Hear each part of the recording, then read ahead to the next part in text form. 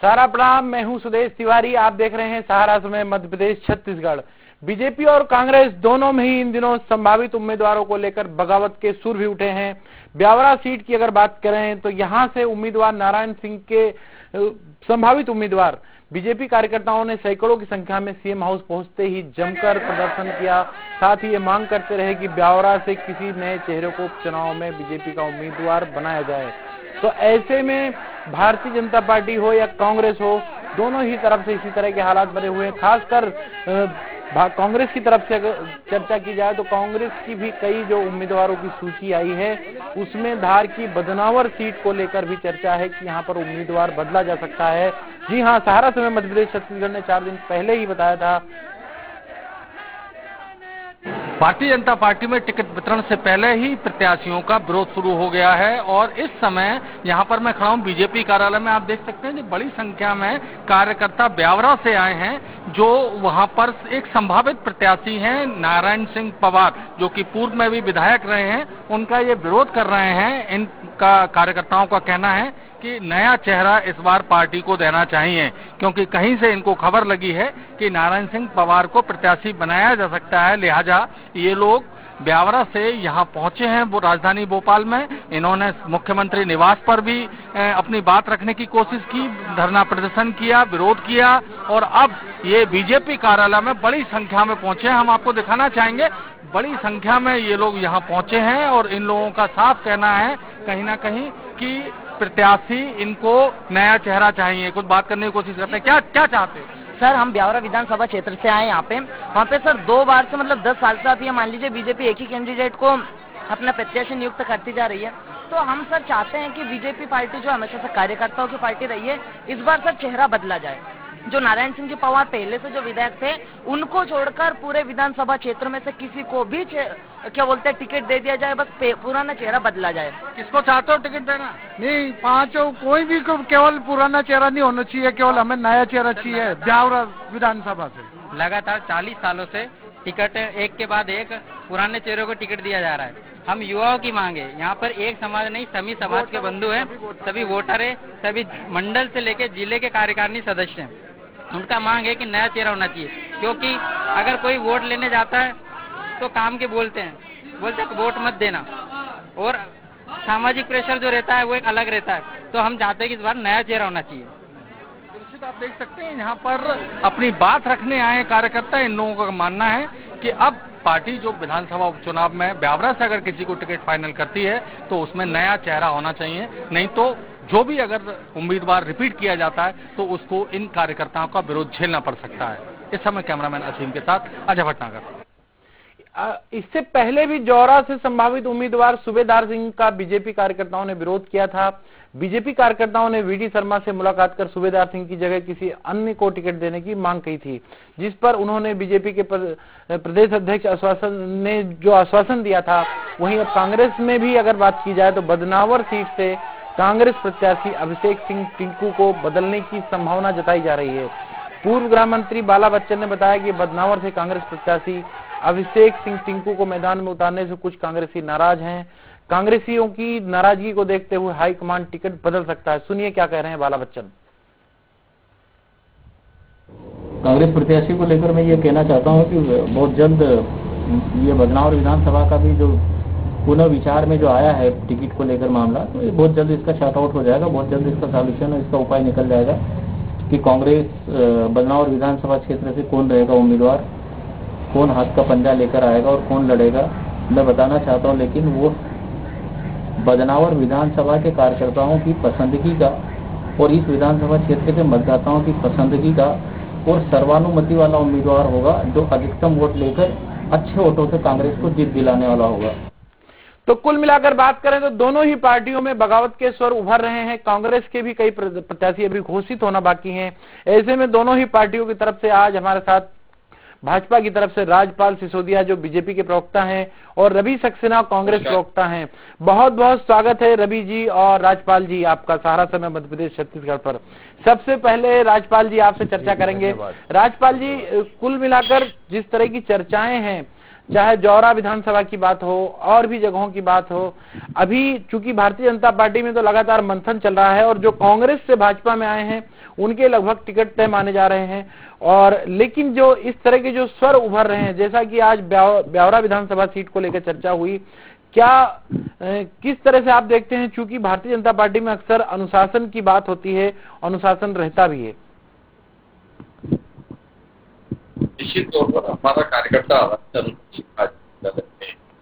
हम एक विचार को लेकर काम करते। अभी आप देखेंगे कि मध्य प्रदेश के अंदर उपचुनाव को लेकर हमारे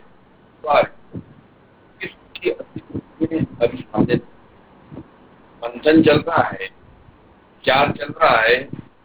कल पार्लियामेंट को दिल्ली में, दिल्ली पार्लियामेंट को के बाद अब उम्मीदवारी करना, अपने लिए टिकट मांगना, ये हर कार्यकर्ता का अधिकार होता है। और उसके तहत ही कुछ लोग जोरा में या ब्यावरा में भी देखने में आए हैं, ये लोग आकर अपने नेता की दावेदारी कर रहे हो, टिकट की मांग कर रहे हैं जी।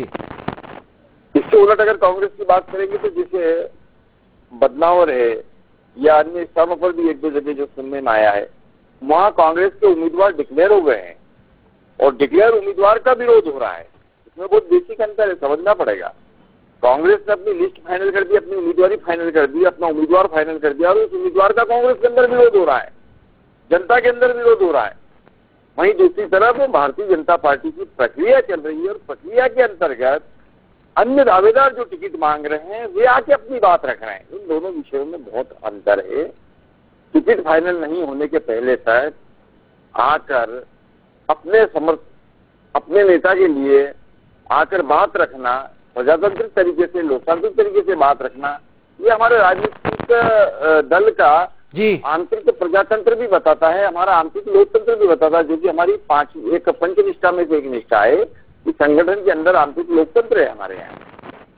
रवि जी, संगठन में लोकतंत्र, मान्यताओं पर हम विश्वास रखते हैं। रवि जी, भारतीय जनता पार्टी के प्रवक्ता महोदय का कहना है कि इनके यहाँ पर आंतरिक लोकतंत्र है और कांग्रेस में जिस तरह से चर्चा चल रही है कि बदनावर विधानसभा सीट को लेकर जो आपके अभिषेक टिंकू को घोषित किया गया बदल सकते हैं, और भी कई जगहों पर इसी तरह बात चल रही, तो लगातार भाजपा की तरफ से आप पर आरोप लगते हैं, हालांकि दोनों ही तरफ एक ही जैसी बयार बह रही है। नहीं, देखिए, मैं आपके चैनल के माध्यम से इस प्रदेश की जनता को आश्वस्त करना चाहता हूं कि कांग्रेस पार्टी में किसी तरह का कोई विरोध नहीं है। जहां तक बदनावर सीट की बात आपने की है, तो निश्चित रूप से वहां पर कुछ लोगों ने आपत्ति जताई है। मैं समझता हूं कि उनकी आपत्ति को दर्ज कर लिया गया है और जो भी निर्णय होगा वो हाईकमांड अपना निर्णय ले लेंगे। मैं समझता हूं निर्णय लिया जा चुका है और टिकट वहां पर फाइनल किया जा चुका है। दूसरी बात मैं ये कहना चाहता हूं कि भारतीय जनता पार्टी आंतरिक लोकतंत्र की बात कर रही है। गद्दारों के दम पर सरकार बनाने वाले, गद्दारों को टिकट देने वाले आंतरिक लोकतंत्र की बात करते, इससे बड़ी हास्यास्पद बात और हो क्या सकती है। इनके पास तो अब कैंडिडेट नहीं है, कांग्रेस पार्टी से कैंडिडेट ले जाके और वहां पर टिकट दे रहे हैं, और उन लोगों को टिकट दे रहे हैं जिन्होंने जीवन भर भारतीय जनता पार्टी का विरोध किया, उनके उम्मीदवारों का विरोध किया, उनकी नीति रीतियों का विरोध किया, और आज उनको आप कह रहे हैं कि ये हमारे कैंडिडेट हो गए। तो आप समझ सकते हैं कि भारतीय जनता पार्टी में लीडरशिप की कितनी बड़ी शून्यता आ गई है।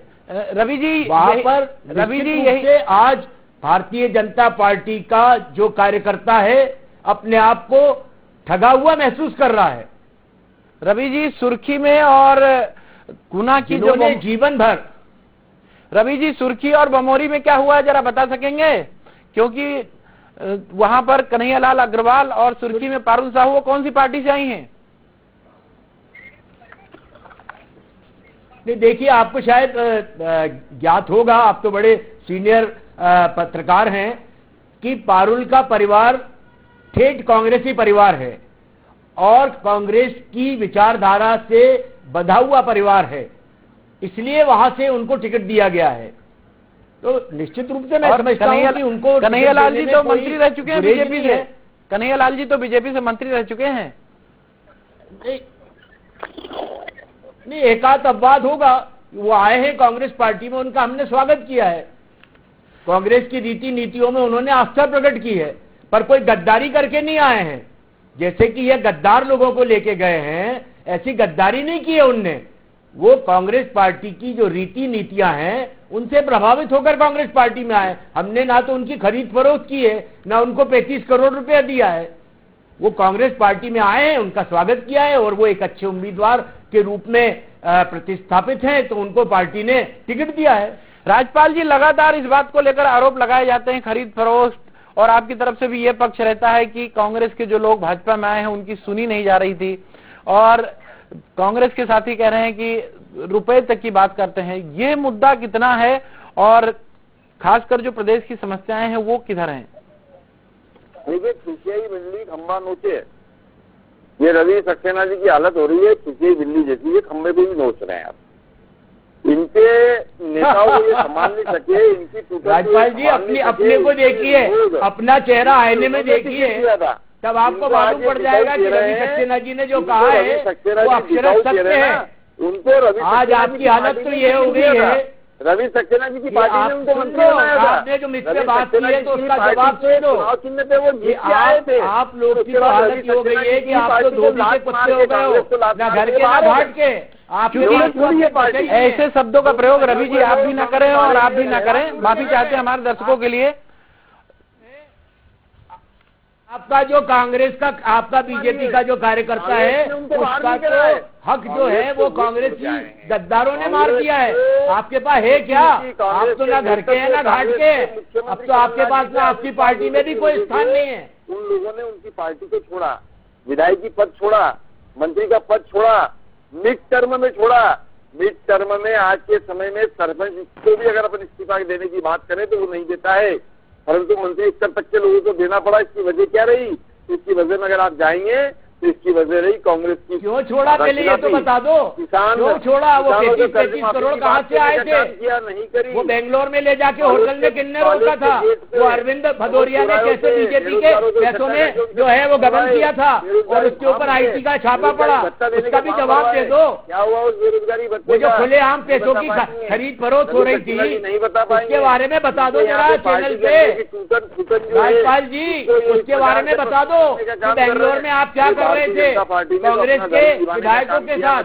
आपके सारे लोग वहाँ क्या कर रहे थे? अरविंद भदौरिया से लेके उमाशंकर गुप्ता से लेके सारे लोग क्या वहाँ कर रहे थे? रवि जी एक एक रवि जी अपनी अपनी बात एक एक कर रखे हैं।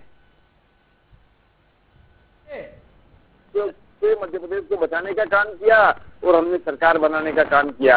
आज इस चुनाव में जिस प्रकार से वातावरण बना हुआ है, तक आपने इस प्रदेश की जनता को एक वातावरण बना हुआ है और अभी भी जो है ट्रांसफर उद्योग चालू कर रखा है। वफादारी आपकी तो अभी भी पेट नहीं भर रहा है, आपकी मशीनों का इसको लेकर अभी भी पेट नहीं भर रहा है, अभी भी ट्रांसफर किए जा रहे हो। भारतीय जनता पार्टी जीतने वाली है और ये चुनाव जो देश की जनता जानती है आपका चाल चेहरा क्या है, आपको जवाब देने वाली है, आपको घर बैठाने। रवि जी हम आपको रवि जी हम आपको रोकना चाहेंगे। राजपाल जी अपना पक्ष रखिए, चूंकि दोनों ही जब साथ में बोलेंगे तो जनता आपको सुन रही है, प्रदेश की जनता आपकी बात नहीं सुन पाएगी। राजपाल जी अपना पक्ष रखिए। ये चुनाव जो है बेसिकली 15 महीने की जो कांग्रेस की सरकार की मक्कारी है, जिस प्रकार से वादा खिलाफी है, उसके विरुद्ध 15 वर्ष की जो भारतीय जनता पार्टी की सरकार की वफादारी है मध्य प्रदेश की जनता के प्रति, जो हमारी जिम्मेदारी और हमने जिस संवेदनशीलता से सिंचाई मूलक योजनाओं के माध्यम से अंत्योदय करने का काम किया है, उसके बीच की चुनाव है। मध्य प्रदेश की जनता समझ चुकी है कि ये भारतीय जनता पार्टी ही है जो मध्य प्रदेश का भला कर सकती है, मध्य प्रदेश की जनता का भला कर सकती है। और कांग्रेस ने 15 वर्ष के 15 महीने का जो कांग्रेस का कार्यकाल रहा, वो वक्त है बदलाव के नारे के साथ में कांग्रेस सरकार में आई और वक्त है बदले का, बदलापुर की राजनीति करने का काम कांग्रेस ने किया। रेवेंसफुल एक्टिविटी मध्य प्रदेश में हुई है। चुन चुन के लोगों के मकान तोड़े गए, चुन चुन के लोगों को जेल में बंद किया गया, चुन चुन के अधिकारी कर्मचारियों के तबादले किए गए, पैसे लेके तबादले रोके गए। वल्लभ भवन को जो है दलालों का अड्डा कांग्रेस ने बनाने का काम कर दिया था। किस प्रकार से नंगा नाच हो रहा था मध्य प्रदेश के अंदर, भ्रष्टाचार का परम शिखर पे पहुंचाने का काम हो गया। रिकॉर्ड आपका। रवि जी बहुत सारे आरोप राजपाल जी ने आपकी पार्टी पर लगाए। रवि जी अपना पक्ष रखिए। मैंने आपको कहा ये वो पार्टी के लोग हैं जो बुरी तरह से बौखलाहट से भरे हुए हैं, ये 15 साल तक इस मध्य प्रदेश में शासन में रहे। मैं तो राज्यपाल जी से पूछता हूँ, 15 साल में एक कोई इंडस्ट्री लगाई हो जिसमें 2-4 हजार बच्चों को काम मिला हो तो उसका नाम बता दें। एक कोई बांध बनाया हो तो बता दें। एक कोई आपने ऐसा रिमार्केबल काम किया हो, सिग्नेचर प्रोजेक्ट हो आपका, तो वो बता दें। कोई IT सेक्टर लाए हो तो वो बता दो। 15 साल तक केवल झूठ बोलते रहे, घोषणाएं करते रहे। 21,000 घोषणाएं कर डाली, 2100 घोषणाएं भी पूरी नहीं करी, और अभी फिर वही काम चालू कर दिया। झूठ की मशीन चालू, मैं ये करूंगा वो करूंगा वो करूंगा। खाने को नहीं दाने अम्मा चली बुझाने। 5 महीने के अंदर 9,000 करोड़ रुपए का कर्जा ले लिया। वो कहां गया, किधर गई वो लूट की अमाउंट? रवि जी 3,500 ट्रांसफर कर डाले। राज्यपाल जी बहुत बड़ा आरोप आपकी सरकार पर लगा रहे हैं। रवि जी देखिए, मैं बताना चाहता हूँ रवि सक्सेना जी को कि जब 2003 में भारतीय जनता पार्टी की सरकार पहली बार मध्य प्रदेश में बनी थी, तब मध्य प्रदेश की सिंचाई क्षमता जो थी वो कांग्रेस की सरकार अंग्रेज के समय की और उससे पहले राजे महाराजे के समय की भी जोड़ने तो 7,000 हेक्टेयर सिंचाई क्षमता थी मध्य प्रदेश की। 7,000, उसको आज हमने 45,000 से 48,000 हेक्टेयर। रवि जी पहले राज्यपाल जी को पक्ष रखने दीजिए। क्या बिना नहरों के हो गया हुआ, क्या बिना पाइपलाइन के हो गया हुआ? क्या अब देखिए, बात करने को कुछ भी की जा सकती है, आरोप कुछ भी लगाया जा सकता, पर यथार्थ ये ऑन रिकॉर्ड बात है कि जब हम 2003 में सरकार में आए थे तो मध्य प्रदेश की कुल सिंचाई क्षमता 7,000 हेक्टेयर की थी, जिसको बढ़ा के आज हमने 45,000 हेक्टेयर से ऊपर करने का काम कर दिया है। तो ये तो प्रत्यक्ष को क्या प्रमाण की आवश्यकता है? आज हमने मध्य प्रदेश के अंदर सड़कों का जाल बिछाने का काम कर दिया, गांव-गांव तो सड़कें बनाने का काम किया। प्रधानमंत्री सड़क योजना के माध्यम से हमने प्रत्येक गांव को 12 पक्की सड़क से जोड़ने का काम मध्य प्रदेश में किया पिछले 15 साल में। क्या ये दिखता नहीं है कांग्रेस को? कांग्रेस को नहीं दिखेगा, पर जनता को दिख रहा है, और जब जनता को दिख रहा है तो जनता उस विकास को हमको वोट करेगी। राज्यपाल जी आपको रोकना चाहेंगे, चूंकि हम मुद्दे से भटक रहे हैं। इस वक्त जो दोनों ही पार्टियों की अगर बात करें तो दोनों ही पार्टियों में टिकटों को लेकर जो माथापच्ची चल रही है, कांग्रेस में कई विधानसभाओं में टिकट फाइनल हो चुके हैं, उनको लेकर भी कई विधानसभाओं में विरोध के स्वर उभरे हैं। इसी तरह भारतीय जनता पार्टी में संभावित नाम आने के पहले ही विरोध के स्वर उभर रहे हैं। तो सबसे प्रमुख बात रवि जी, हम आपसे ये पूछना चाहेंगे कि कुछ विधानसभा ऐसी थी जहां पर भाजपा की तरफ से लगातार ये आरोप लगाए गए कि आप लोगों को प्रत्याशी ढूंढने में ही काफी दिक्कत आ रही थी। यही नहीं, आपके नेता दिग्विजय सिंह ने ही सुर्खी विधानसभा को लेकर कहा था कि राजपूत परिवार को छोड़कर यहां पर दूसरा कांग्रेस की लाइन ही नहीं बनी। तो ऐसी क्या स्थिति थी? कई जगहों पर, चाहे तुलसी सिलावट की विधानसभा पे है, प्रेमचंद गुड्डू कई साल पहले वहां से छोड़ चुके थे, फिर उनको वहां पर एक्टिव किया गया। तो ऐसी कई विधानसभाओं पे आपके जो विधायक के प्रत्याशी चयन करने में कितनी दिक्कतें आई और अभी भी कुछ बाकी हैं? रवि जी देखिए, मैंने आपको कहा जिन लोगों को भी हमने कांग्रेस पार्टी का टिकट दिया है वो कांग्रेस पार्टी से संबद्ध लोगों को दिया है। चाहे आप प्रेमचंद गुड्डू जी की बात करें, चाहे आप पारुल साहू की बात करें, ये सब कांग्रेस परिवार के लोग हैं। कभी कोई परेशानी की वजह से, कोई गलतफहमियों की वजह से वो पार्टी छोड़ के गए थे, वापस अपने घर लौट आए हैं। सुबह का भूला अगर शाम को घर लौट आता है तो वो भूला नहीं कहलाता। पर भारतीय जनता पार्टी तो गद्दारों के दम पर चुनाव लड़ने उतरी है। उसके अपने नेता कहाँ हैं, उसके अपने लोग कहाँ हैं, अपने उम्मीदवार कहाँ हैं? ये तो गद्दारों के दम पे उतरे हैं। ये तो खरीद फरोख्त करके जो इनको लाए हैं बाजार से, उन लोगों के दम पे चुनाव लड़ने उतरे हैं। इनका अपना आदमी कहाँ है? मैं तो ये पूछ रहा हूं। और ये 15 महीने की बात करते हैं, मैं तो 15 साल में पूछ रहा हूं। बता दो भैया, कोई काम किया हो तो। 5 बातें मैंने पूछी, 5 में से एक भी का बात का जवाब दे दो। 2008 में आप सत्ता में आए थे, आपने कहा कि 50,000 का कर्जा माफ, बीजेपी का कहना साफ। अरे भैया, 50,000 का कर्जा 2008 से 2013 तक और 2018 तक तो माफ कर नहीं पाए। और कांग्रेस पार्टी ने जब कर्जा माफ किया तो पूरी भारतीय जनता पार्टी झूठ पे उतारू हो गई। ये भारतीय झूठ पार्टी जो है बीजेपी, ये चिल्लाने लगी कि कोई कर्जा माफ नहीं हुआ। कर्जा माफी को लेकर राज्यपाल जी, कर्जा माफी को लेकर सियासत लगातार होती रही है। कर्जा माफी को लेकर लगातार सियासत होती रही है। भाजपा लगातार ये आरोप लगाती है कि कमलनाथ सरकार ने कर्जा जो माफ करना चाहिए था नहीं हुए। पिछले दिनों विधानसभा में एक प्रश्न का जवाब में कमल पटेल जो कृषि मंत्री, उन्होंने कहा कि कई किसानों के कर्जा माफ हुए। कर्जा माफी को लेकर कांग्रेस लगातार सियासत करती है राज्यपाल जी, और चूंकि आपकी तरफ से भी इस तरह की बातें सामने आई थी, लोगों को बिना ब्याज का कर्ज देने की बात कही गई थी वो, और कर्जा माफी इसको लेकर आप अब भाजपा को कहां पाते हैं? आप ये तो पूछ लो इनसे, 2008 में ये सत्ता में आए थे, 50,000 का कर्जा माफ, भाजपा का कहना था, क्यों नहीं किया भाई 18 तक? रवि जी वही सवाल कर रहे हैं, बोलने तो दीजिए, राजपाल जी को बोलने तो दीजिए। राजपाल जी अपना पक्ष रखिए। हाँ, पूछ लीजिए जरा इनसे आप जी।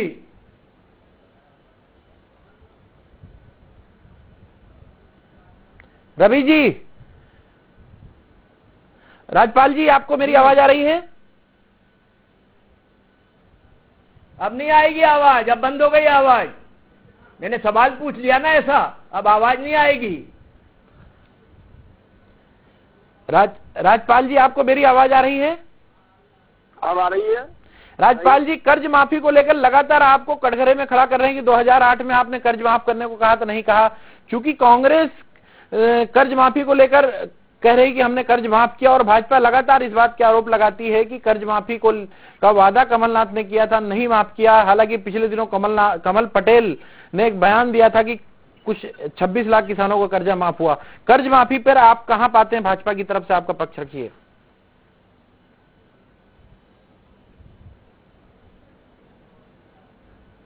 था कि मध्य प्रदेश के अंदर यदि कांग्रेस की सरकार बनती है तो मध्य प्रदेश के सभी किसानों के सभी प्रकार की बैंकों के, राष्ट्रीयकृत बैंक एवं सहकारी बैंकों के 2 लाख रुपए तक के समस्त प्रकार के कर्जे माफ किए जाएंगे 10 दिन के अंदर।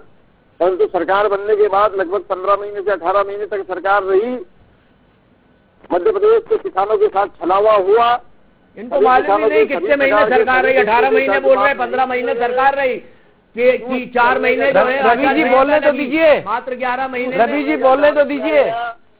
पिक एंड चूज की थ्योरी के तहत जहां जहां झाबुआ इत्यादि स्थानों पर उपचुनाव थे वहां के कर्जे माफ कर दिए गए, बाकी मध्य प्रदेश के किसानों के कर्जे माफ नहीं किए गए।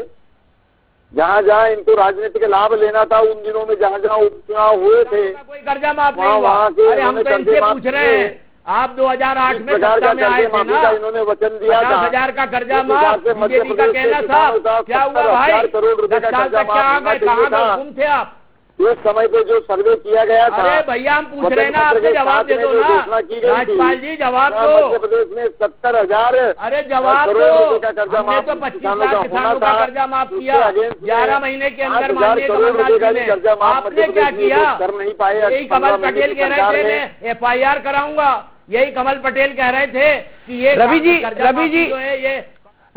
रवि जी मेरा आपसे सवाल है कि एक दिन पहले भाजपा नेताओं के सवाल आए थे कि कमलनाथ ने सरकार के समय आईफा अवार्ड और आईटा अवार्ड पर अपना ध्यान दिया, और कई तरह के जो विकास के कार्य थे वो रुके थे। ग्लोबल इन्वेस्टर मीट जो हुई उसमें भी जो सफलता मिलना चाहिए नहीं मिली थी।